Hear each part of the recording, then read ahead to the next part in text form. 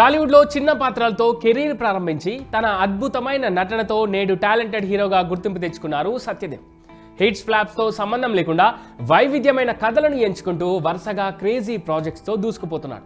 ప్రస్తుతం ఆయన కథానాయకుడిగా నటించిన కొత్త సినిమా సమవర్తి త్వరలోనే విడుదలకు సిద్ధమవుతోంది. ఈ చిత్ర ప్రమోషన్స్లో భాగంగా తాజాగా ఇచ్చిన ఒక ఇంటర్వ్యూలో సత్యదేవ్ తన సినీ ప్రయాణానికి సంబంధించిన పలు ఆసక్తికర విషయాలను పంచుకున్నారు. తన కెరీర్ ఆరంభంలో దర్శకుడు పూరి జగన్నాథ్ తెరకెక్కించిన జ్యోతిలక్ష్మి సినిమాలో సత్యదేవ్ కీలక పాత్ర పోషించిన సంగతి తెలిసిందే. అయితే ఆ సినిమా నిర్మాణ సమయంలో జరిగిన ఒక చేదు అనుభవాన్ని ఆయన గుర్తు చేసుకున్నారు. ఈ సినిమాలోని ఒక పాటను చూసిన సంచలన దర్శకుడు రామ్ గోపాల్ వర్మ పూరి జగన్నాథ్తో ఆ హీరోను మార్చేశాయి, లేదంటే సినిమా ఫ్లాప్ అవుతుంది అని అన్నారట. ఈ విషయం తెలిసి సత్యదేవ్ చాలా తీవ్రంగా బాధపడ్డారట.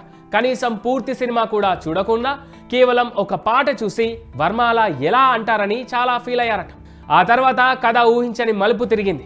జ్యోతిలక్ష్మి పూర్తి సినిమా చూసిన రామ్ గోపాల్ వర్మ సత్యదేవ్ నటనకు ఫిదాయారు. వెంటనే ఆయన్ను ప్రత్యేకంగా పిలిపించుకొని ఆ రోజు నేను మార్చేయమన్నందుకు సారీ, నువ్వు చాలా బాగా చేశావంటూ మనస్ఫూర్తిగా క్షమాపణలు చెప్పారట.